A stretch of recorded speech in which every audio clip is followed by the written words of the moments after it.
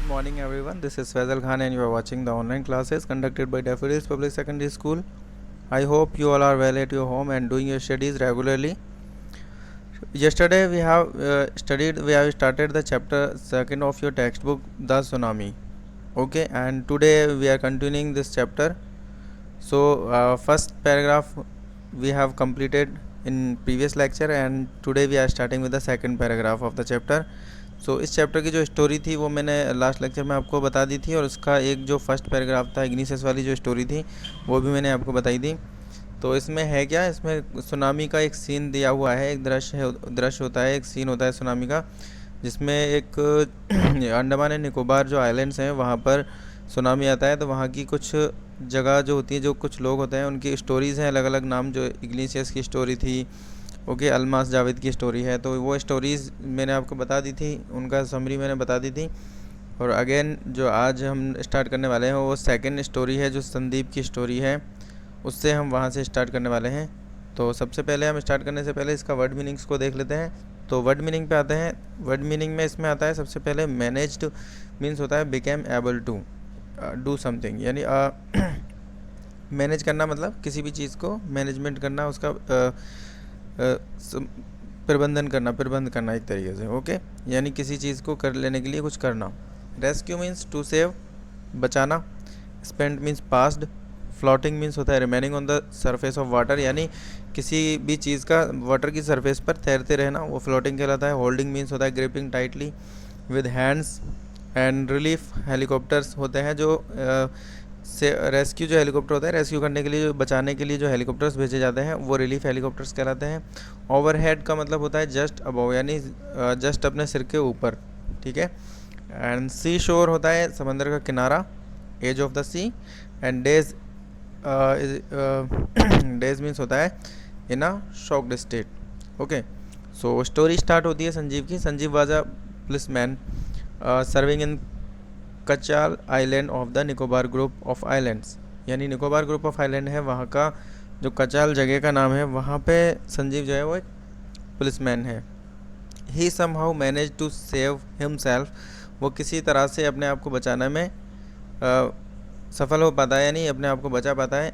His wife and his baby daughter, यानी उसकी wife और उसकी बेबी डॉटर को भी वो बचा लेता है किसी न किसी तरह से, कैसे भी करके। फ्रॉम द वेव्स, यानी उन लहरों से। But then he heard cries for help from the wife of John, यानी परंतु तभी वो अपनी जॉन की वाइफ की चीखें सुनाई देती हैं उसको। जॉन कौन था? द गेस्ट हाउस कुक, जो गेस्ट हाउस कुक था जॉन, उसकी वाइफ की चीखें सुनाई देती हैं। Sanjeev jumped into the water to rescue her, Sanjeev उसको बचाने के लिए पानी में कूद जाता है। But they were both swept away, परंतु वो दोनों के दोनों बह जाते हैं। 13-year old मेघना was swept away along with her parents, और 13 ईयर मेघना जो होती है वो भी अपने पेरेंट्स के साथ में बह जाती है। एंड 77 अदर पीपल, और 77 जो अदर पीपल होते हैं, 77 दूसरे लोग होते हैं, वो भी उसके साथ में बह जाते हैं उन्हीं लहरों में। She spent 2 days floating in a sea, यानी जो मेघना है वो बहकर उसने जो है वो एक समंदर पर तैरते हुए, यानी किसी holding on to a wooden door, यानी एक वुडन डोर पर होल्ड करके उसने 2 दिन वहीं पर ऐसे तैरते हुए बिताए उसी समंदर में। 11 times she saw relief helicopters, उसने 11 टाइम जो है रिलीफ हेलीकॉप्टर्स को भी देखा ओवर हेड, यानी उसके सर के जस्ट ऊपर।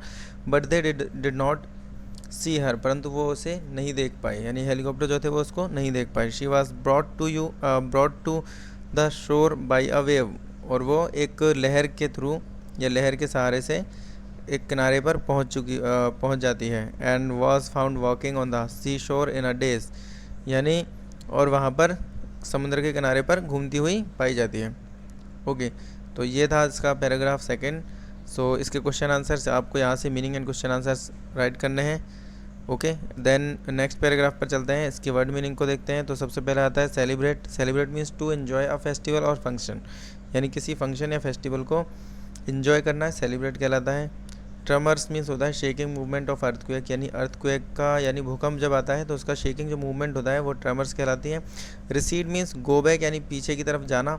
रशिंग बैक मीन्स पीछे ही वही वापस भाग के जाना, ओके। कमिंग बैक और returning with the fast speed, यानी किसी भी जगह से यानी फास्ट स्पीड बहुत तेज़ स्पीड में वापस से दौड़ के आ जाना। फोर्स मीन्स होता है इम्पैक्ट या प्रेशर। जो फोर्स एंड प्रेशर वैसे तो फिजिक्स में अगर देखें तो उसमें दोनों अलग अलग क्वांटिटीज़ होती हैं, बट यहाँ पे फोर्स को हम एक तरीके से प्रेशर की तरह ले सकते हैं।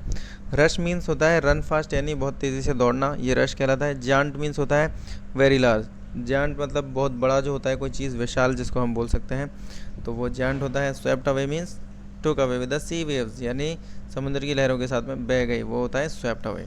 ओके, सो पैराग्राफ पर चलते हैं। Almas Javed was 10 years old. Almas Javed जो थी वो कितने साल की थी? 10 ईयर्स ओल्ड थी। She was a student of Carmel Convent in Port Blair where her father had a petrol pump, यानी कार्नेट कन्वेंट में जो पोर्ट ब्लेयर के अंदर है वहाँ पर वो एक स्टूडेंट थी, और वहीं पर उसके जहाँ पर उसका पापा का या उसके फादर का पेट्रोल पम्प भी था। Her mother Rahila's home was in Nancowry island, यानी नैनकाउरी आइलैंड पर उसकी माँ जो थी मॉम राहिला, उसका घर था। The family had gone there to celebrate Christmas, यानी जो फैमिली थी वो वहाँ पर क्रिसमस सेलिब्रेट करने के लिए गई हुई थी। When the tremors came early in the morning, जैसे ही जो ट्रेमर्स थे, यानी ट्रेमर्स मतलब वही ज़मीन का हिलना, तो जो कंपन जो हो रहे थे, तो अर्ली इन द मॉर्निंग जैसे ही जल्दी सुबह वो ट्रेमर्स आने लगे, तो द फैमिली वाज स्लीपिंग, जो फैमिली थी वो सो रही थी। Almas's father saw the sea water receded, यानी अलमास के पिताजी ने समुद्र के पानी को बहुत तेज़ी से पीछे की ओर जाते देखा। He understood that the water would come rushing back with great force, और वो समझ गया कि ये जो पानी पीछे की तरफ जा रहा है वो अब बहुत तेज़ी से वापस हमारी तरफ आने वाला है। ओके, रशिंग बैक मतलब कोई होता है ना, जैसे अपन थोड़ा सा पीछे जाते हैं फिर एकदम से तेज़ी से भाग के आते हैं, तो वैसे ही समुद्र में जो लहरें उठती हैं ना, तो उसमें पहले पानी धीरे धीरे पीछे जाता है, फिर एकदम से लहर उठ के आगे की तरफ आती है। तो उस तरह से वो समझ गया था कि अब ये पानी पीछे जा रहा है तो बहुत तेज़ी से आगे आने वाला है। ही वॉक एवरी वन अप, यानी उसने तीनों को यानी सब लोगों को वहाँ पर जो भी था उनको जगाया। अलमास होगी, उसकी मॉम होगी, तो उनको दोनों को जगाया। And tried to rush them to a safer place, और उनको सेफ प्लेस की तरफ, यानी जहाँ पर थोड़ा उनके लिए अच्छा प्लेस हो सकता था, वहाँ पर उनको भगाया या धक्का दिया। As they ran her grandfather was hit on the head by something and he fall down, यानी जैसे ही वो भागे तो उसके ग्रैंडफादर वो थे, वो उनके हेड पर किसी चीज़ से चोट लग गई और वो गिर पड़े। Her father rushed to help him, उसके फादर जो थे उनको हेल्प करने के लिए वहाँ से भागे। Then came to the first giant wave, और तभी एक बहुत बड़ी सी लहर आई। That swept both of them away, और वही उन दोनों को क्या करके ले गई? बहा कर ले गई। तो ये आपका सेकंड पैराग्राफ हो गया। इसके मीनिंग एंड क्वेश्चन आंसर्स आपको यहाँ से राइट कर लेने हैं। देन चलते हैं थर्ड पैराग्राफ पे। तो थर्ड पैराग्राफ में आता है वर्ड मीनिंग है वही क्या, क्लिंगिंग मीन्स होता है होल्डिंग फास्ट, यानी बहुत ज़ोर से किसी चीज़ को पकड़ लेना। क्लोजली टू समथिंग, यानी किसी चीज़ को पास से बहुत ज़ोर से पकड़ लेना।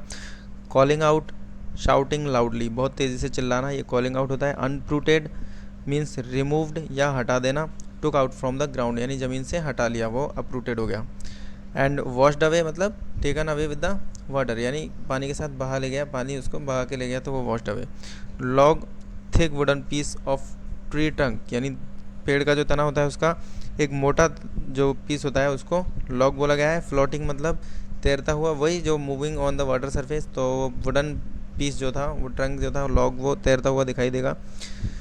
क्लाइम्ड मीन्स होता है यहाँ पर गॉट ऑन। क्लाइम्ड मीन्स वैसे तो जंप मारना होता है या चढ़ना होता है, लेकिन यहाँ पर गॉट ऑन। मूव्ड टुवार्ड्स, यानी किसी चीज़ की तरफ भागना या दौड़ना। फेंटेड मीन्स होता है बिकेम अनकॉन्शियस, मतलब जाग जाना ये होता है फेंटेड।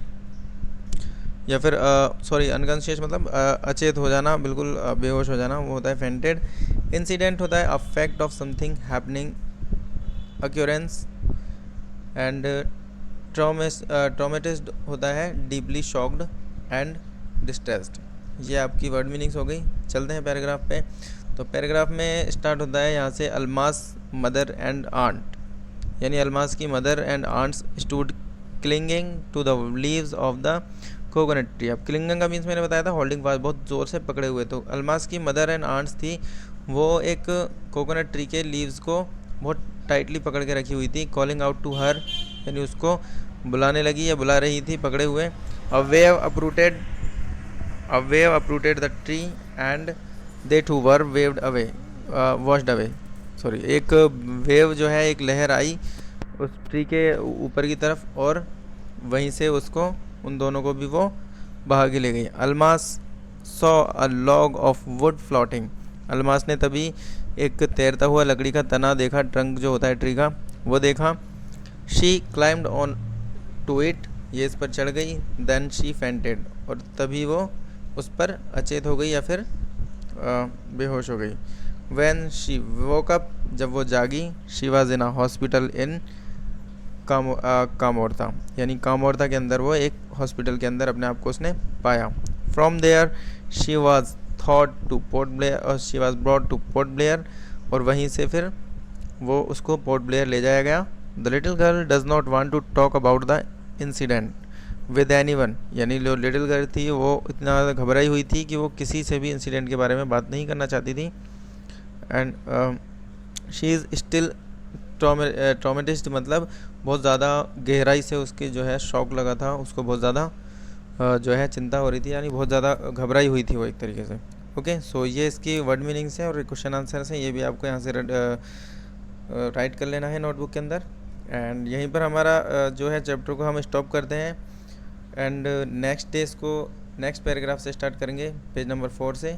तो तब तक के लिए stay home, stay safe and stay healthy. Thank you guys, have a nice day.